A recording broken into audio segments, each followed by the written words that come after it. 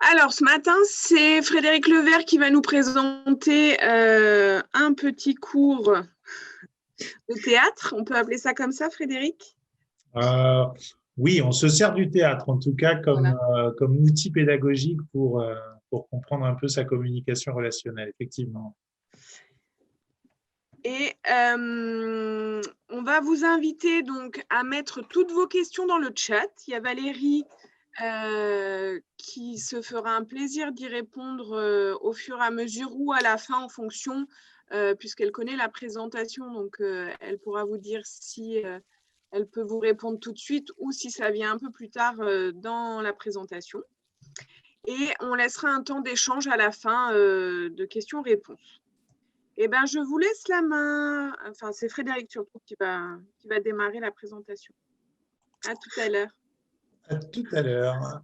Très bien. Eh bien, bonjour à tous. Merci d'avoir répondu présent pour cette présentation qu'on souhaitait faire en collaboration donc avec l'UPE 06 et donc l'organisme de formation Les Trois Actes, PEPS, ou comment améliorer sa communication relationnelle. Donc PEPS, prise de parole en public, si on pourrait le traduire, mais si on devait un petit peu poser les bases de cette conférence, on est bien sûr de la communication interpersonnelle, communication relationnelle, que ce soit autour de la machine à café, en réunion, en public ou tout autre. C'est déjà de bien comprendre et de poser des bases concrètes de ce qu'est la communication orale et la communication humaine.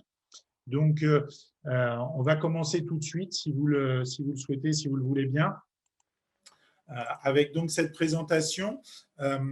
Une première question pour commencer, qu'on se pose très régulièrement et très souvent: me suis-je bien fait comprendre? Alors, pas dans le sens autoritaire, mais on se la pose intrinsèquement, de manière un petit peu comme les sous-textes au théâtre, ce qui n'est pas forcément dit, mais on se la dit soi-même: est-ce que je me suis bien fait comprendre? Je voudrais juste, par rapport à cette question, apporter une petite anecdote très simple. Si vous avez des enfants, vous avez certainement, et même vous l'avez vécu dans votre jeunesse, entendu cette phrase ou dit des millions de fois auprès de vos enfants en leur disant à table, et on la répète plusieurs fois. Alors, l'anecdote peut paraître très futile par rapport au monde de l'entreprise. Pourtant, c'est ce qu'on va chercher à comprendre. C'est pourquoi les enfants ne viennent pas tout de suite à table à partir du moment où on leur dit à table. Il n'y a pas qu'une histoire d'autorité, il y a aussi une histoire de compréhension de message, d'assimilation du message et d'acceptation du message. Donc, c'est un petit peu tout ça qu'on va voir durant cette présentation de 3/4 d'heure que l'on va vous proposer aujourd'hui par rapport donc à sa communication relationnelle. Pour ce faire, ce que je vous propose, eh bien, c'est déjà qu'on fixe un objectif ensemble, c'est de se dire qu'on va essayer d'identifier les freins et les clés de la réussite de sa communication interpersonnelle et ainsi d'en développer son potentiel relationnel. Donc, pour ce faire, on va dans un premier temps définir ce qu'est la communication interpersonnelle. Nous verrons ensuite les freins de cette communication, puis les clés de sa réussite, et enfin, on se permettra bien aisément de vous présenter les solutions que nous pouvons vous apporter avec l'organisme Les Trois Actes. Alors, prenons comme préambule le fait que ce que nous allons voir pendant 40 minutes correspond à une identification des freins et des clés liés à sa propre communication.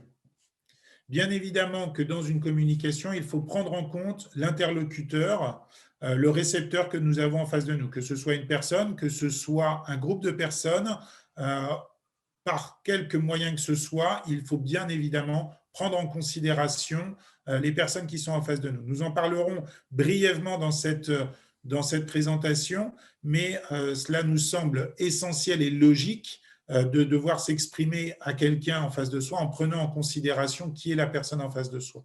Donc, commençons tout de suite avec d'abord la définition de la communication interpersonnelle. Alors, on va se faire un petit schéma très rapide qui a été mis en place par deux chercheurs qui sont Shannon et Wiener essentiellement, qui l'ont établi. Ce schéma commence très simplement par un émetteur. Pour qu'il y ait un message ou pour qu'il y ait une relation, une communication, il faut un émetteur. Et tout à fait naturellement, face à cet émetteur, nous avons un récepteur. Jusqu'ici, tout va bien, rien de compliqué. L'émetteur qui a une idée en tête va encoder cette idée et va la transmettre au récepteur via un canal.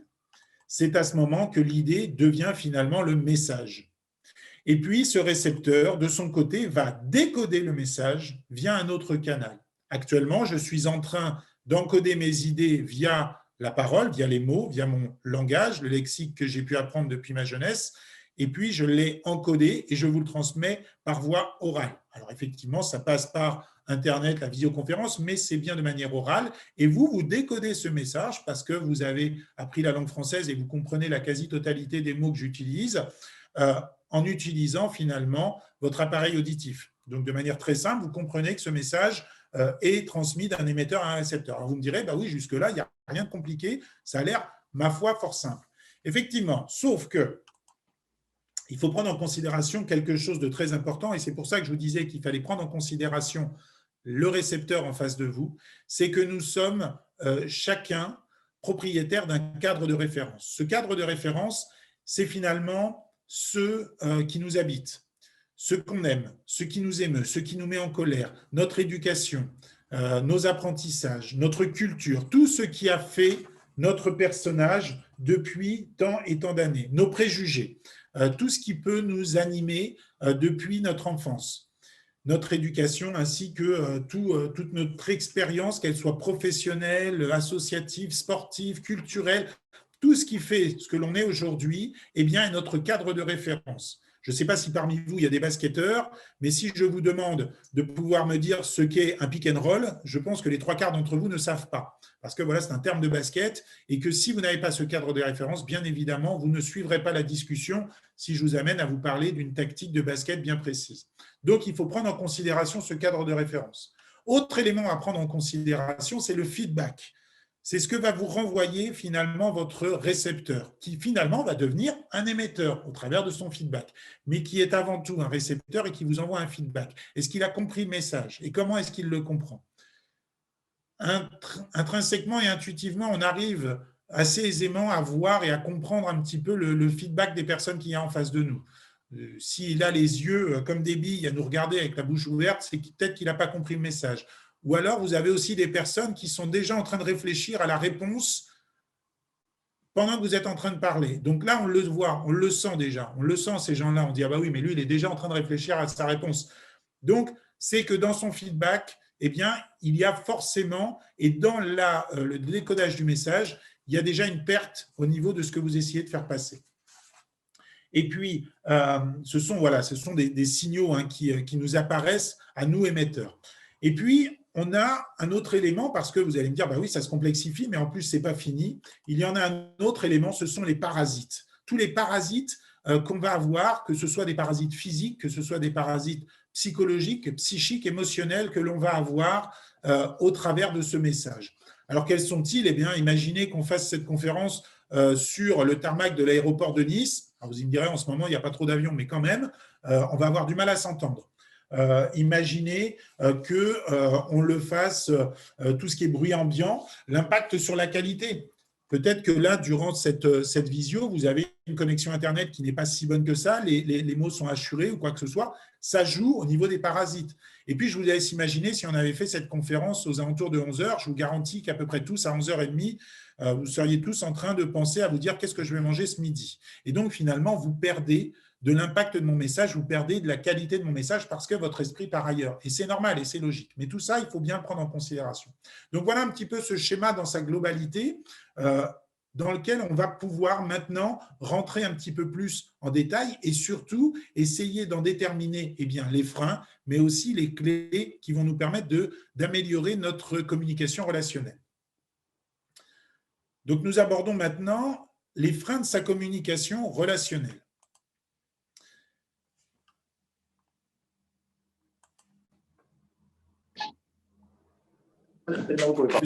le silence est très important. Ça permet à chacun de pouvoir assimiler et de prendre toutes les notions qu'on a vues. Alors, les freins de sa communication. Ils sont tout d'abord non-verbaux. Le non-verbal, c'est quoi? C'est tout ce que votre corps communique. Une phrase que j'aime bien qui est « Ce que vous êtes parle si fort qu'on n'entend pas ce que vous dites ». Ce que vous êtes parle si fort qu'on n'entend pas ce que vous dites. Et c'est tout à fait vrai. Le langage du corps, votre corps communique en fonction de comment vous vous tenez, en fonction de quel positionnement vous avez, eh bien votre corps communique, le langage du corps. Il y a aussi tout ce qui va être les expressions du visage. Votre visage peut engager diverses émotions, que ce soit la colère, que ce soit la joie, le dégoût, la peur, la surprise. Votre visage va communiquer différentes émotions. Les mouvements de votre tête, de vos yeux, de vos mains vont l'être là aussi un élément moteur dans votre communication. D'ailleurs, on ne peut pas se comporter de la même manière en fonction de différentes situations et en fonction de différentes personnes. Je ne m'exprime pas de la même manière avec vous que je m'exprime avec mes enfants ou que je m'exprime avec un client ou toute autre personne. Mais en tout cas, votre corps va communiquer. Et d'ailleurs, je me suis laissé remarquer quand je faisais des visioconférences ou même des appels téléphoniques de longue durée sur des entretiens individuels que mes mains communiquaient. Je posais mon téléphone et finalement, je communique énormément avec mes mains. Il faut savoir que vos mains sont l'endroit où il y a le plus de terminaisons nerveuses après votre cerveau. Nous sommes le seul mammifère à avoir ce qu'on appelle le pouce préhenseur. Avec nos mains, nous pouvons faire différents mouvements de précision qui nous permettent d'accentuer notre message. Si je vous dis, je vous garantis qu'à l'issue de cette visioconférence, nous aurons atteint un niveau de connaissance égal à ça, ça n'a pas du tout le même impact que si je vous dis, à la fin de cette visioconférence, nous aurons atteint un niveau de connaissance égal à ça. Et le fait de le montrer avec ses mains, eh bien évidemment, ça accentue notre communication. Nous allons aller dans cette direction. Nous serons extrêmement précis et nous irons ensemble. Alors vous allez me dire, oui, ça fait très politicien. Oui, mais n'empêche que dans un message, vous allez le voir juste après, c'est extrêmement important, votre communication non verbale. Donc le langage du corps, les expressions du visage, les mouvements de votre tête, de vos yeux, de vos mains. Vos yeux sont le reflet de votre âme. Ne fuyez jamais du regard votre interlocuteur, même si on n'est pas obligé de le fixer pendant 3 heures, mais toujours de l'interpeller par le regard, c'est très important. Un autre frein de votre communication, eh bien, c'est le paraverbal. Le paraverbal, c'est la manière dont je m'exprime. Ça va être toute la partie articulation. Il y a des gens qui parlent sans jamais ouvrir la bouche. C'est extrêmement pénible parce qu'on ne comprend pas tout à fait ce qu'ils disent, et puis au bout d'un moment, on perd certains mots. Pensez à articuler. Ça se travaille, tout comme le langage du corps. Tout ce qu'on est en train de vous expliquer et ce que l'on va voir par la suite n'est que le fruit du travail. On ne n'est pas bon communicant, on le devient. On peut le devenir, pour cela, il faut travailler. Il faut travailler, c'est comme pour tout. Il faut s'entraîner. Ce n'est pas parce que vous réussirez à mettre un panier de basket une fois que vous serez champion de basket. Il va falloir s'entraîner pour apprendre le geste, pour comprendre les mouvements et pour pouvoir mieux les appréhender et en faire un ancrage mémoriel. On parle bien de freins dans le sens de points de vigilance, de points d'amélioration. C'est pour ça qu'on parle de travail et donc d'apprentissage et de perfectionnement. Donc le paraverbal, l'articulation. Mais il y a aussi votre respiration. Votre respiration, elle est liée à la ponctuation. Et ça, c'est extrêmement important. Pourquoi? Parce que un silence au théâtre a plus d'importance que lorsqu'on joue un texte. D'ailleurs, Charlie Chaplin faisait des films sans jamais rien dire. Albert Einstein lui a même fait cette remarque en lui disant « C'est impressionnant parce que vous arrivez à faire passer des messages sans jamais rien dire. » Et Chaplin lui répondant « Vous faites passer des messages sans que personne ne vous comprenne. » Donc, voilà, il y avait cette interaction qui était très drôle entre les deux, mais c'est vrai que vous n'êtes pas obligé de parler pour vous exprimer. J'ai fait cet atelier, j'anime des ateliers de théâtre sur ma commune à Montsartou, et j'ai fait ce jeu avec des enfants. Je leur ai demandé de me représenter en mimant une couleur. Alors, la plupart m'ont montré du doigt leur t-shirt, leur pantalon pour me dire, ben voilà, j'exprime le bleu. Mais finalement, quand vous avez une émotion qui est très négative, qui est la colère, vous allez peut-être exprimer le rouge. Et puis, si vous avez une émotion où je vais me tenir un petit peu comme ça va être le froid, c'est le bleu. Alors que si j'ai un visage ouvert, gai, épanoui, sera plus sur une couleur jaune. Donc, vous voyez que finalement, il n'y a pas besoin de parler, il n'y a pas besoin de montrer du doigt une signification pour qu'elle soit communiquée. D'ailleurs, peut-être que certains me diront, oui, bah ok, d'accord, très bien votre communication, mais quand on est en visioconférence, Mais est-ce que vous n'entendez jamais un sourire au téléphone? Quelqu'un qui est au bout du téléphone face à vous, on sait s'il sourit ou pas. C'est drôle, on arrive à le savoir. D'ailleurs, si vous fermez les yeux, que là, je suis en train de m'exprimer à vous, ben vous dites, ah bah oui, là, effectivement, on entend son sourire. Il a le sourire quand il parle. Et inversement, vous comprenez bien que sur le ton sur lequel je parle, eh bien là, je n'ai pas du tout le sourire. Donc, vous voyez que finalement, le paraverbal, la manière dont je vais m'exprimer, a énormément aussi d'importance dans votre communication. Le rythme avec lequel je m'exprime. Imaginez que je vous parle comme ça pendant 2 heures et que je n'arrête jamais de parler et qu'en plus, au bout d'un moment, c'est extrêmement pénible. On n'arrive plus à suivre les gens. On dit toujours qu'au théâtre, le spectateur assimile 3 mots par seconde. Donc ça aussi, il faut le prendre en compte, les silences, votre respiration, le rythme. Et donc finalement, le ton avec lequel vous le dites. On en a parlé juste avant, au travers du sourire ou de la colère. Troisième élément qui va être un frein de votre communication, eh bien, c'est toute la partie verbale. La partie verbale, ce sont les mots que vous allez utiliser. Ce fameux cadre de référence dont on a parlé tout à l'heure vis-à-vis de votre interlocuteur. Vous avez peut-être, et vous vous souvenez peut-être de cette publicité Canal+, où l'on voit 2 collaborateurs, un homme et une femme, qui sont au restaurant d'entreprise en train de prendre leur repas, et l'homme dit à la femme, oh, hier soir, j'ai regardé un film génial sur Canal+, c'était La Marche de l'Empereur. Et la femme commence à s'imaginer Napoléon en train de marcher. Et l'homme lui dit, ah ouais, ça se passe sur la banquise. Donc la femme s'imagine Napoléon marcher sur la banquise. Et puis l'homme lui dit, ah ouais, mais il y avait des milliers d'empereurs. Et là, la femme s'imagine des milliers de Napoléons marcher sur la banquise. Et puis à un moment, il glisse sur la banquise, c'est génial. Et puis il couvre des œufs. Alors c'est émouvant au moment où ils se font bouffer par des phoques. Et la femme est en train de s'imaginer la scène avec Napoléon en train de se faire bouffer par un phoque. Et jusqu'au moment où on arrive à la chute de la blague, où l'homme lui dit, et puis c'est très émouvant aussi au moment où il s'accouple. Et là, la femme devient, et d'ailleurs, on le voit, ses yeux sont ébahis, la bouche est ouverte. On voit bien qu'en termes de feedback, elle n'a pas compris le message. Pourquoi? Parce que le cadre de référence n'a pas été pris en compte. Il faut comprendre que vous avez une marge entre ce que vous pensez, ce que vous dites et ce qui est perçu par rapport à l'autre. Si je vous dis le mot lait, comme ça, le mot lait, à quoi ça vous fait penser? Peut-être que certains vont penser au lait qu'on boit, peut-être que d'autres vont penser au côté laideur, peut-être que certains, même plus pointus dans le domaine de la tapisserie, vont penser au lait de tapisserie. Donc, vous voyez que pour un même mot, il peut y avoir des significations différentes. Le mot batterie, par exemple. Essayez de mettre une batterie de voiture dans votre téléphone, ça va être compliqué. Et puis, ça va être aussi la batterie de musique, ça va être la batterie de cuisine, ça va être la batterie au niveau de l'artillerie. Donc, certains mots peuvent avoir 5, 6 connotations différentes. Donc, il faut bien prendre ça aussi en compte, les mots qu'on va utiliser. La voix. Est-ce qu'on va avoir une voix plutôt haute? Est-ce qu'on va avoir une voix plutôt basse? Si je commence à vous parler comme ça pendant 2 heures, d'un moment, vous n'allez plus m'entendre, vous allez devoir tendre l'oreille, ce qui serait logique. Et inversement, et je ne vais pas m'amuser à crier dans mon ordinateur, mais vous l'aurez bien compris, si je parle trop fort, ça ne sert à rien non plus.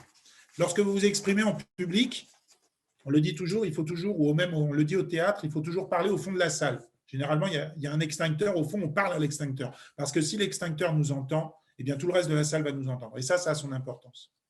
Et troisième élément du verbal à prendre en compte, c'est la structuration de votre pensée.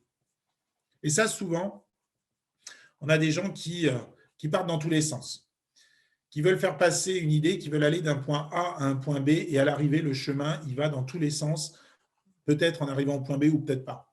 Donc, on va y revenir juste après, vous allez voir pourquoi, parce que la structuration de sa pensée fait partie des clés de votre réussite. Et puis, un élément essentiel, c'est que ce n'est pas à votre interlocuteur de faire l'effort de vous comprendre. Il incombe à 100% à l'émetteur de se faire comprendre. Et j'insiste là-dessus et je regarde bien la webcam. J'ai mon regard qui est tourné vers vous et je vais me répéter en prenant mon temps.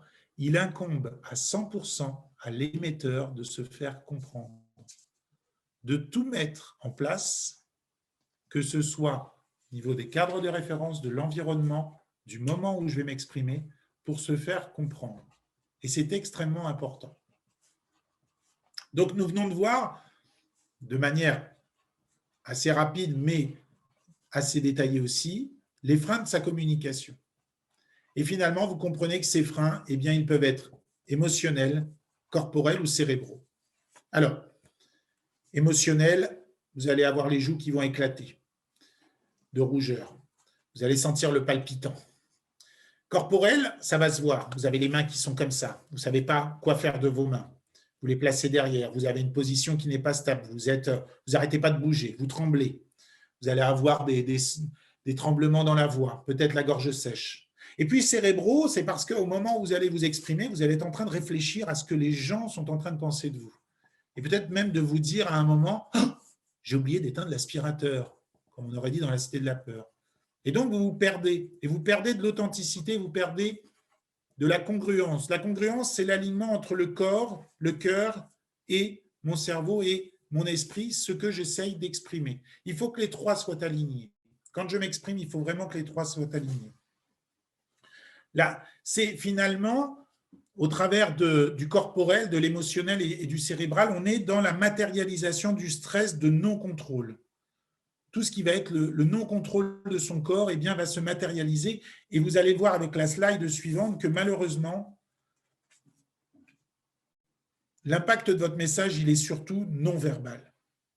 En grande partie non-verbal.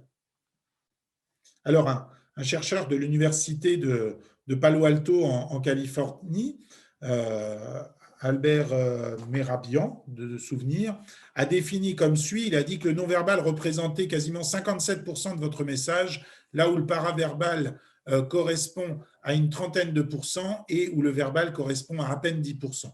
C'est dans un cadre bien défini, mais les proportions et les curseurs sont à peu près au bon endroit. C'est-à-dire que votre message, il va d'abord être non-verbal et vous l'aurez compris au travers de ce qu'on a vu juste avant, c'est ce que vous maîtrisez le moins. Son corps, c'est ce qu'on maîtrise le moins, malheureusement. Nos tics, les fameux « ou », c'est pas gênant d'avoir des « des « enfin », des « ah bon », des « alors », c'est juste qu'il faut savoir après les maîtriser et peut-être les positionner au bon endroit. Le paraverbal, c'est la moyenne maîtrise. Et ce que l'on maîtrise le mieux, les mots, la manière dont on s'exprime, en tout cas tout ce qui va être en termes de programmation neurologique, en termes d'encodage du message, eh bien, on en a une grande maîtrise, mais malheureusement, c'est ce qui a le moins d'impact au travers de notre message. Il faut comprendre que tout ce que je suis en train de vous dire et ce que je vais vous dire par la suite, vous allez en retenir à peu près 10% à l'issue de cette heure. Donc, bien évidemment, vous pouvez augmenter ce pourcentage et si vous le souhaitez, vous nous laissez votre adresse mail dans le chat et on vous enverra cette présentation qui vous permettra d'avoir un mémo dans cette heure et un retour en tout cas sur cette expérience. Donc, vous comprenez bien que le non-verbal est une partie importante de votre message et ça se travaille vraiment. Nous continuons avec la partie eh bien, qui va nous permettre de nous améliorer, les clés de notre réussite. Les clés de sa réussite dans sa communication relationnelle. Alors, quelles sont-elles, ces clés? Eh bien, dans un premier temps,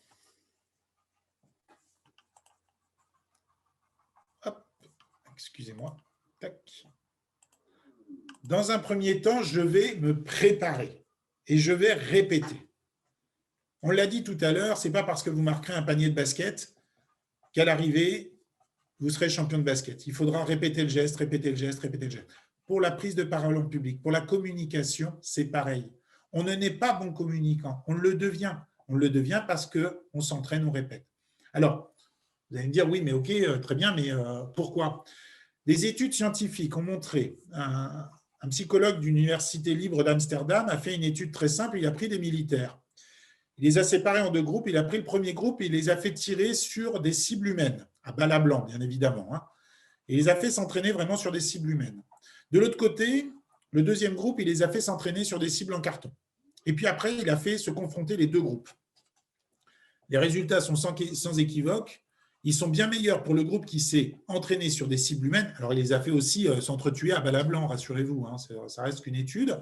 Mais en tout cas, les résultats sont bien meilleurs pour ceux qui se sont entraînés sur des cibles humaines. Donc, on voit bien que la simulation au plus proche de la réalité va nous aider et va nous mettre en condition. Donc, je répète, je prépare et je répète. Deuxième élément qui va être essentiel dans votre réussite, ça paraît idiot, mais c'est je suis content. Je suis content. Alors oui, je suis content de m'exprimer, je suis content de pouvoir aller voir mon chef de service, mon PDG, pour m'exprimer auprès de lui. Parce que c'est important d'être content. Là, encore une fois, une étude scientifique a montré, sur 140 personnes, à qui on a demandé pourquoi est-ce que vous êtes un bon collègue de travail. Ils ont été jugés devant un jury très, très méchant. La première partie du groupe, on leur a dit de se répéter avant « je suis calme, je suis calme, je suis calme, je suis calme ». Et la deuxième partie du groupe, on leur a demandé de se répéter « je suis enthousiaste, je suis enthousiaste, je suis enthousiaste ». Eh bien, le résultat montre que ceux qui ont dit « je suis enthousiaste » ont été beaucoup plus convaincants dans leur message. Donc oui, je suis content de m'exprimer. Je suis content de prendre la parole, que ce soit dans une réunion, que ce soit devant la machine à café avec un groupe de collègues, un groupe d'amis. Lorsque vous allez dans une soirée entre amis, que vous avez été invité par l'autre, mais que vous ne connaissez personne, eh bien oui, soyez content à un moment de vous exprimer, de pouvoir apporter votre pierre à l'édifice, ne serait-ce que pour… voilà, c'est important d'être content. Troisième élément, eh bien, c'est « je suis dominant ». Je suis confiant. Alors, je ne suis pas dominant dans le sens où je dois manger l'autre, mais je suis dominant sur l'esprit, je suis confiant. J'ai confiance en moi. Une étude, là encore une fois, en 2010, de la Harvard Business School, a montré que le TRAC, entre autres, est lié à deux hormones. D'une part, la testostérone, qui est l'hormone de la confiance, et une autre hormone qui est alors je cherche mon mot, qui est qui est la cortisol, pardon, le cortisol, qui est l'hormone du stress. On a demandé à un groupe de personnes divisé en deux, le premier de se sentir, de parler de leur expérience et de se sentir dominant, de se sentir confiant. Le deuxième groupe, on leur a demandé d'être beaucoup plus dans un cas… ou du moins dans un sujet beaucoup plus difficile à gérer, beaucoup moins simple, donc dans lequel le stress et le trac allaient monter. Et finalement, on s'est rendu compte qu'en fonction de la confiance et de la dominance qu'on a sur le sujet qu'on aborde, la testostérone a tendance à monter et que donc on fait descendre sa cortisol. Donc oui, je dois être confiant sur le sujet que j'aborde. Ce matin, lorsque je prends la parole pour venir vous présenter cette visioconférence, oui, je suis confiant, oui, je suis dominant. Ce n'est pas pour autant que je n'ai pas le trac. Le trac est important. Sacha Guitry disait à un jeune comédien, avant de monter sur scène, il lui pose cette question, il lui dit « Est-ce que tu as le trac ?» Et le jeune comédien lui dit « Oh non, non, ça va, je ne l'ai pas, je suis tranquille. » Et Sacha Guitry lui répond « Tu verras, ça viendra avec le talent. » Donc, évidemment que le trac, c'est important. Évidemment que vous avez le droit d'avoir le trac. Et puis, dès que vous allez commencer à vous exprimer, ce trac va disparaître. Mais il est normal. Il est signe de votre légitimité, de toute la difficulté à maîtriser son sujet. Mais par contre, vous devez vous sentir confiant, vous devez vous sentir dominant. Et enfin, le quatrième élément qui va être une des clés de votre réussite, c'est qu'à un moment, je me jette à l'eau. C'est que j'arrête de réfléchir, j'y vais. Parce que si je continue à réfléchir jusqu'au moment où je descends les marches de cet auditorium où on me demande de prendre la parole, il y a de fortes chances que je me prenne les pieds dans le tapis. Donc, je dois rester confiant, content, je me suis préparé, mais au moment venu, je me jette à l'eau. Et là, encore une fois, une étude scientifique a montré qu'en prenant des golfeurs professionnels, en les mettant sur le green, le dernier endroit où on doit mettre la balle dans le trou, on leur a fait tirer un putt. La première partie, on leur a dit, vous allez tirer sans réfléchir, vous allez y aller. Puis la deuxième partie, vous allez vous préparer, vous allez vraiment faire tout ce qu'il faut pour vous préparer. On s'est rendu compte que les résultats étaient meilleurs chez ceux qui n'ont pas réfléchi, qui ont été directs. Et puis, on a fait le même test avec des gens qui ne savaient pas jouer au golf. Le résultat a été bien meilleur chez ceux qui se sont préparés, qui ont préparé leur tir. Donc, on voit bien qu'allié à la préparation, allié à la répétition, le fait d'y aller sans réfléchir au dernier moment est beaucoup plus bénéfique. Donc, je me prépare, je répète, je suis content, je suis confiant et dominant et je me jette à l'eau. Voilà 4 éléments qui vont vous aider et qui vont vous faciliter dans votre communication relationnelle. Que ce soit pour une prise de parole en public, je le répète, ou que ce soit ne serait-ce que pour aller s'exprimer à un collègue de travail quand on a envie de faire passer un message. Autre élément de votre réussite, c'est la structuration de sa pensée à l'oral. On en parlait tout à l'heure dans la partie verbale, mais c'est extrêmement important de préparer votre message, qu'il soit d'une simple idée ou alors bien qu'il soit très long, très complexe. Vous devez préparer votre message. Comment ça se passe? Ça se passe de la manière la plus simple. Et oui, même les meilleurs ont des chutes. Donc, comment ça se passe? Tout d'abord, on va faire une introduction, bien évidemment. Une introduction dans laquelle on va y mettre une perspective. La perspective que je vous ai donnée quand vous êtes arrivé, c'est de vous parler de cette relation avec l'enfant en lui disant « à table ». Voilà, on a fait une mise en perspective pour que tout le monde puisse comprendre de quoi on allait parler. Donc, une perspective. On parle ensuite d'objectifs. L'objectif, où est-ce qu'on veut aller? Parce qu'on a tous besoin de savoir où est-ce qu'on doit aller, où est-ce qu'on veut aller. En ce moment, c'est un peu compliqué parce qu'on ne sait pas où est-ce qu'on doit aller. Et puis, le plan. Comment est-ce qu'on va y aller? Ça, c'est important. Votre introduction doit toujours prendre ça en compte. Seulement après, vous viendrez à vous présenter. Ça ne sert à rien d'arriver en se présentant tout de suite. Bonjour, je suis Frédéric Levert, formateur professionnel. Non. Donnez une perspective, donnez un objectif, donnez un plan et seulement après, vous vous présenterez. Dans une prise de parole en public, bien évidemment, quand vous êtes en relation directe avec la personne, même si c'est un message très court, pensez à tout ça. C'est important, même si ça ne prend que 2 minutes, même si c'est juste une blague, même si c'est juste une question, même si c'est juste une anecdote, mais c'est très important pour votre interlocuteur. Suite à cette introduction, bien évidemment, ça va être le développement de votre sujet, de votre message. Allez-y par étapes. Allez-y par étapes, sans oublier, entre chaque étape, de faire des transitions. On ne peut pas sauter du coq à l'âne. Et puis, à l'issue de votre développement, eh bien, vous en ferez une petite conclusion, rapide ou pas. Mais dans cette conclusion, vous en ferez une synthèse de tout ce que vous avez dit. Vous n'amènerez pas de nouveaux éléments à votre message. Ça ne sert à rien de perturber votre interlocuteur avec de nouvelles notions. Non. Focalisez-vous sur votre message et proposez une ouverture. J'ai fait une conférence il y a de ça 1 an et demi à Sophia Antipolis sur l'importance du théâtre en entreprise. J'ai fini ma conférence en posant cette question simple. Le théâtre, point d'interrogation, reconnu d'utilité publique. Parce que j'avais amené la notion du théâtre en entreprise, mais aussi dans les écoles, tout l'épanouissement personnel, professionnel, tout ce que ça peut amener personnellement que de pratiquer le théâtre, ou en tout cas d'aller vers des outils théâtraux pour savoir s'exprimer, mais aussi pour savoir juste s'épanouir soi-même. Des gens qui n'osent même pas demander le sel au restaurant de peur d'avoir tous les regards posés sur eux, ce n'est pas une utopie, ça existe vraiment. Il faut savoir que ce qu'on appelle la glossophobie, la peur de parler en public, ça touche 3 personnes sur 4. Autour de vous, bon nombre de gens, et si vous êtes là parmi nous, c'est peut-être que vous ressentez aussi cela. Donc, émettez une ouverture à la fin de votre discours, permettra à votre interlocuteur de continuer à réfléchir et à penser à ce que vous avez dit. Un très bon exemple de cette structuration de cette pensée, c'est Steve Jobs en 2006 qui présente le nouvel iPhone, qui présente d'ailleurs l'iPhone. Il n'arrive pas, et il ne parle pas pendant 2h30, certes à un public convaincu, mais il ne parle pas pendant 2h30 en expliquant que Apple vient de créer un super téléphone tactile avec iTunes, avec Safari, et puis tout ce qu'il amène derrière. Non, il n'a qu'une idée, une seule idée, qu'il va marteler, qu'il va répéter, qu'il va argumenter, qu'il va développer. Mais l'idée est la suivante, Apple réinvente le téléphone. Et cette phrase-là, il va la répéter. Apple réinvente le téléphone. Et on connaît le succès aujourd'hui de l'iPhone, de ce qu'il est. Donc, la structuration de sa pensée est très, très importante dans votre dans votre prise de parole en public. Il faut savoir que l'exigence est à la qualité ce qu'est l'écrin est au bijou. Elle l'habille.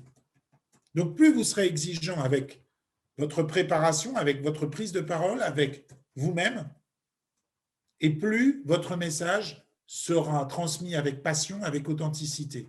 Et vous verrez pourquoi j'utilise le terme d'authenticité, vous le verrez à la fin sur la dernière slide. Ça fait un peu de suspense. On arrive quasiment à l'issue de cette présentation qui est somme toute un poil plus rapide que ce que j'avais prévu, mais ça va nous laisser le temps de répondre aux questions si toutefois il y en a. On voulait vous présenter, et ça nous semblait intéressant de vous présenter les solutions que nous proposons avec l'organisme de formation Les Trois Actes. Nous proposons tout d'abord ce que je viens de vous présenter en condensé pendant plus d'une demi-heure. Nous le proposons sur une formation de 3 jours, dans une formation de prise de parole en public, qui est éligible au compte personnel de formation, qui s'adosse à la certification Voltaire. Certification Voltaire qui est, pour ceux qui ne connaissent pas, une similitude du TOEIC, c'est-à-dire un examen que vous passez sur la langue française qui vous donne un score et qui vous permet de pouvoir le mettre sur un CV ou en tout cas de mettre en valeur votre connaissance de la langue française. Donc, cette formation se déroule sur 3 jours en présentiel, dans des lieux à chaque fois avec des espaces scéniques. Ça nous paraît logique que d'apprendre à parler en public en utilisant le théâtre comme démarche pédagogique se passe dans des lieux où on a des espaces scéniques. Notre second service que nous proposons dans l'organisme de formation, c'est la formation à la méthode COM, communication opérationnelle maîtrisée. On vous l'a dit dès le début, il est important de certes mieux se connaître soi, de pouvoir utiliser les outils qu'on vient de démontrer, mais il est aussi important de comprendre qui est l'autre en face de soi. Vous ne pouvez pas vous exprimer de la même manière avec n'importe qui. Vous êtes obligé de vous adapter. Et pourtant, le naturel revient au galop. Alors, je vais peut-être vous donner une vérité que certains connaissent déjà, mais on ne peut pas changer les gens. On est ce que l'on est et on restera ce que l'on est. On peut s'améliorer, on l'a dit, en travaillant, on peut s'améliorer, mais son naturel reviendra toujours au galop. Ce que l'on fait dans la méthode COM, c'est que l'on apprend à mieux communiquer, à mieux manager et ainsi à mieux comprendre celui qui est en face de nous, donc éventuellement à mieux vendre lorsque l'on est en face de clientèle pour des technico-commerciaux ou autres, directement quand l'on doit vendre ses produits, eh bien, c'est de comprendre qui est l'autre et de pouvoir mieux interagir avec lui et de surtout mieux l'amener dans sa prise de décision et de mieux communiquer avec lui dans sa prise de décision. Donc voilà ce qu'est la méthode COM. La méthode COM est une formation qui peut être financée par des OPCO ou choses comme ça et que l'on fait généralement en intra, voilà, à l'intérieur des entreprises. Troisième élément que l'on met en place au sein des 3 actes, ce sont les uptimers. Les uptimers, comme son nom pourrait le laisser penser, ce sont des moments suspendus. C'est amener le théâtre au sein de l'entreprise. Pourquoi ? Parce que le théâtre peut permettre de pointer du doigt des situations conflictuelles et non pas des personnes. Parce que le théâtre peut permettre des moments d'épanouissement entre midi et 2, proposer des activités théâtrales aux équipes de travail pour pouvoir se détendre, là où le soir, quand on rentre à la maison, on n'a plus le temps de le faire. Parce que le théâtre peut être aussi une source de cohésion d'équipe. Parce que le lâcher-prise en équipe est toujours beaucoup plus bénéfique que lorsque l'on cherche à lâcher prise tout seul. Rappelez-vous, quand vous étiez enfant, on n'allait jamais sonner aux portes des maisons en partant en courant tout seul. On le faisait entre copains. Voilà. Parce que la notion d'équipe est très importante. Donc, la cohésion d'équipe par le théâtre peut être un élément très bénéfique au sein des entreprises. Et puis, parce que la création d'événementiels autour du théâtre, la mise en scène, toute la partie décor d'un événementiel que vous voulez créer, que ce soit autour d'un séminaire, que ce soit autour d'une conférence ou d'une présentation, eh bien, cet apport du théâtre dans l'entreprise, ou en tout cas au sein de cet événement, peut être extrêmement bénéfique et très précis en l'alliant à la notion de message que l'on souhaite transmettre et de qui est en face de nous. Donc voilà un petit peu les 3 éléments que nous proposons au sein des 3 actes avec la réelle conviction de vouloir travailler avec passion, de vouloir amener le théâtre au maximum dans les écoles, dans les collèges, dans les lycées, dans les lieux d'enseignement, mais aussi dans les entreprises. J'aime à dire que sans humain, la technique n'est rien. Vous avez beau être professionnel dans votre domaine d'activité, si vous ne ressentez pas en votre cœur, en votre corps, ce qui vous anime, ce qui vous émeut, ce qui vous met en colère, la passion ne passera pas, l'authenticité ne passera pas dans votre message. Alors, si vous ne vous sentez pas à l'aise devant le public, si vous avez le trac avant de prendre la parole, si vous oubliez vos messages clés, si vous avez des problèmes de communication au sein de vos équipes, ou si vous ressentez un manque d'efficacité devant vos clients liés à votre message, eh bien peut-être qu'il faut qu'on soit en contact et peut-être qu'on peut vous proposer une solution personnalisée, individualisée à chaque fois à votre message et à votre demande et vos attentes. Juste pour information, les prochaines sessions de formation de prise de parole en public auront lieu à Sophia Antipolis, d'une part les 16, 17 et 18 mars, au village Baïséa, et puis à Toulon, les 22, 23 et 25 mars, pour ceux qui le souhaitent, au cœur de Toulon, à 5 minutes de la gare de Toulon. Nous sommes à votre disposition pour monter des montages financiers par rapport à ces formations. Et puis, ça nous semblait aussi important de vous montrer qu'ils nous font déjà confiance, mais c'est aussi un gage de qualité. Nous avons dans notre relation des OPCO, des collecteurs de fonds de financement de formation tels que Acto, Constructis, Atlas, le Pôle emploi aussi qui nous suit sur des demandeurs d'emploi. Nous sommes déjà intervenus auprès de la mission locale du Pays de Grâce, auprès des jeunes de la garantie jeune pour développer justement leur confiance en eux et leur prise de parole. On intervient aussi sur tout ce qui est les hôtels Ibis actuellement. Nous sommes aussi intervenus auprès de l'entreprise Moreau qui est dans le bâtiment, le village Baïséa avec qui nous collaborons, la Fédération française de volley. Tout ça pour vous dire que finalement, c'est une compétence transverse que de la prise de parole en public, que de comprendre que être à l'aise à communiquer, c'est pas inné, c'est pas interdit de se l'autoriser. Il faut juste avoir la sensibilité de se rendre compte que, bien oui, on a des efforts à faire dans ce sens et avoir la flexibilité de se dire que oui, on peut évoluer et oui, on a le droit d'être à l'aise dans sa communication orale. Je vais m'arrêter là. Je vous remercie de votre écoute. Donc voilà, deux agitateurs associés, Valérie Lelouedec et donc moi-même, Valérie qui est avec moi, qui est juste à mes côtés, qui a, je pense, voilà, vous pouvez la voir, elle est là. Qui répond au chat. Voilà, qui répond au chat, puisqu'on est une équipe efficace. Du coup, on fait deux choses en même temps. Et donc, moi-même, Frédéric Levert. Sachez que l'organisme de formation et 3 actes est datadocké, en cours d'habilitation Calliope. On est rattaché donc au certificat Voltaire. Et comme je vous le disais, j'allais en reparler à la fin sur la dernière slide, oser s'exprimer avec authenticité pour viser juste.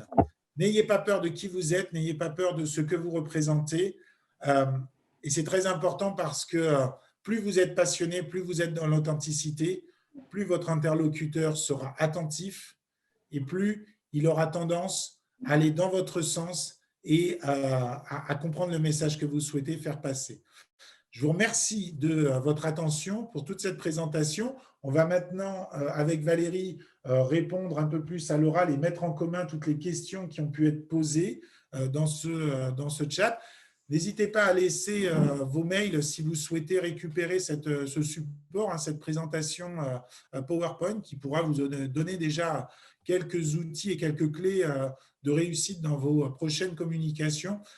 Encore une fois, je le répète et je vais conclure avec ceci. Ce que l'on vient de présenter, ça marche autant pour de la prise de parole en public devant un grand nombre de personnes dans une réunion, mais aussi à la machine à café entre collègues de travail, quand on veut faire passer un petit message très simple, mais qu'on veut qu'il soit bien compris de tout le monde, ou même aussi avec ses enfants, avec son conjoint ou sa conjointe, lorsqu'on a des messages peut-être plus personnels à faire passer. Il faut réfléchir à tout ça. Il y a qu'est-ce que l'on communique soi et qu'est-ce que l'on a envie de communiquer et surtout que va retenir l'autre. Voilà. Les 3 actes, c'est de la formation et du théâtre. Et c'est notre méthode pédagogique parce qu'on part du principe qu'on apprend toujours mieux en s'amusant. Voilà.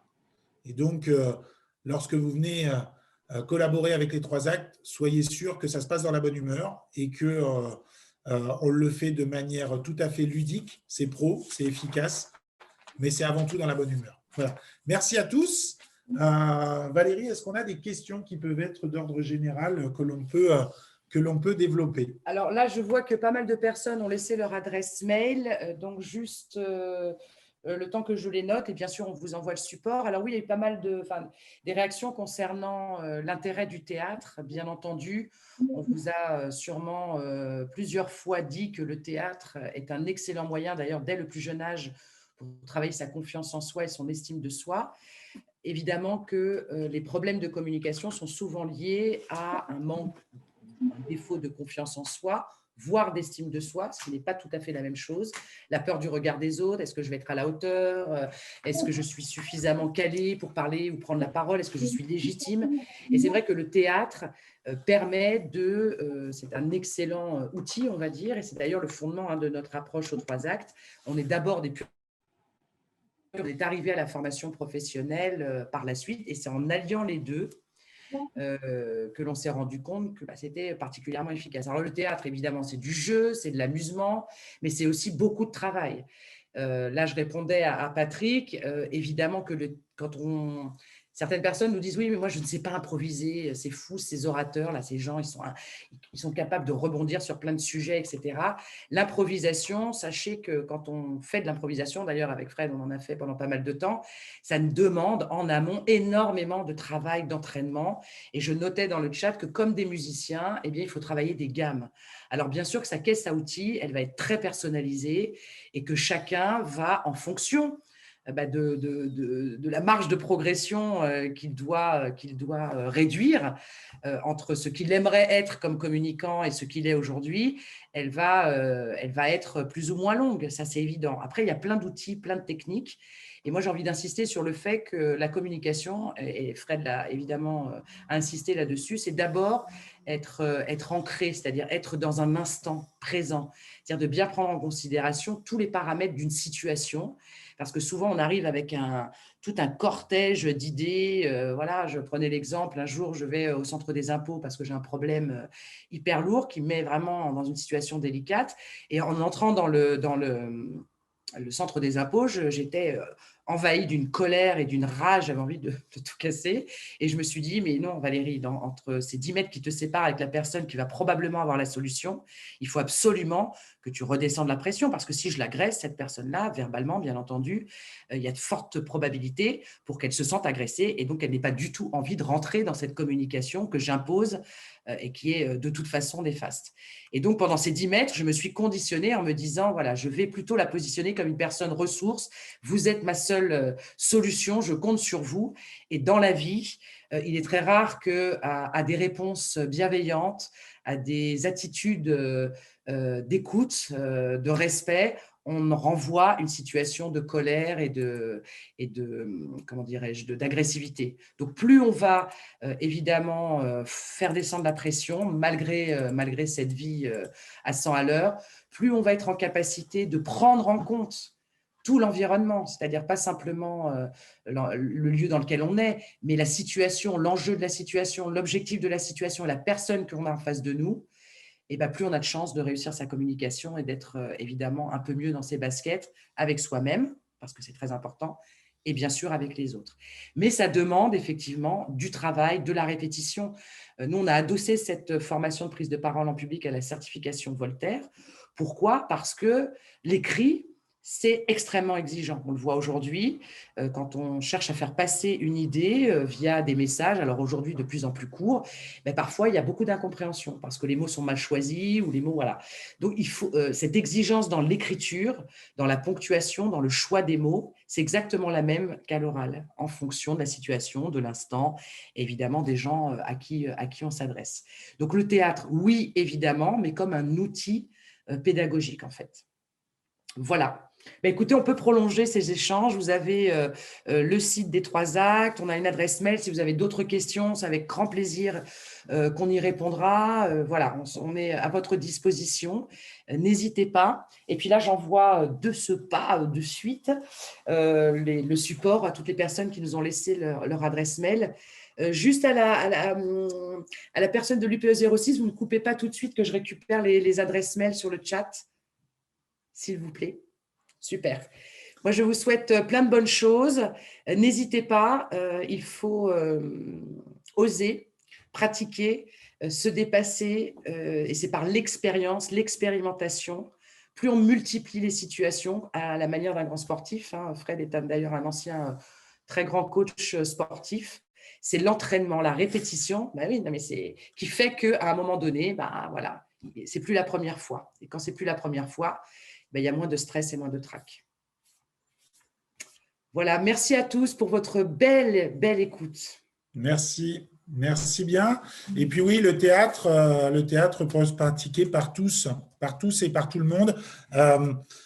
J'appartiens à la compagnie des soi-disant à Mouansartou et on a un petit peu ce message qu'on cherche à faire passer à tous, c'est le théâtre à tous, pour tous, avec tous. Donc, c'est important. J'anime des ateliers de théâtre pour les enfants dès l'âge de 6 ans jusqu'aux adultes. Hubert, qui doit avoir 73 ou 74 ans, est aussi parmi nous. On a, et j'ai encore cette année, des personnes avec des déficiences, mais c'est important de pouvoir apporter cet art qui est extrêmement complet, qui est tellement épanouissant parce que quand il est pratiqué avec humilité, dérision et puis dans la bonne humeur, c'est juste fantastique de voir jusqu'où on peut aller soi-même et quel épanouissement c'est de se rendre compte qu'on arrive à dépasser ses peurs, à dépasser ses croyances, parce que généralement, ce sont des croyances. Voilà, merci à tous, merci beaucoup. Si vous avez la moindre question, notre site internet est là, les 3 actes, vous pouvez nous contacter. Et puis, je vais rendre la parole, c'est donc à l'UPE06, puisque nous, on en a fini. On est à peu près dans les clous, 9h55, donc c'est bien. Voilà, on aura été synchro sur ce coup-là. Eh ben, merci beaucoup en tout cas. Merci Frédéric, merci Valérie. Donc vous pouvez, je vous ai mis dans le chat, hein, retrouver le replay à compter de demain. Nous, on se retrouve dès demain matin pour la prochaine visioconférence sur la thématique des baux commerciaux, la question des loyers impayés. Donc, vous êtes nombreux à y participer aussi. Et puis, je vous dis sinon à la semaine prochaine, puisque même pendant les vacances scolaires, vous pourrez retrouver les visios la semaine prochaine et un bout la semaine d'après. Et on fera une petite pause quand même de quelques jours sur la première semaine de mars. Et après, on redémarrera, bien entendu. Et ben, merci aux derniers qui sont restés et à très bientôt. Merci. Merci beaucoup. Au revoir à tous. Au revoir.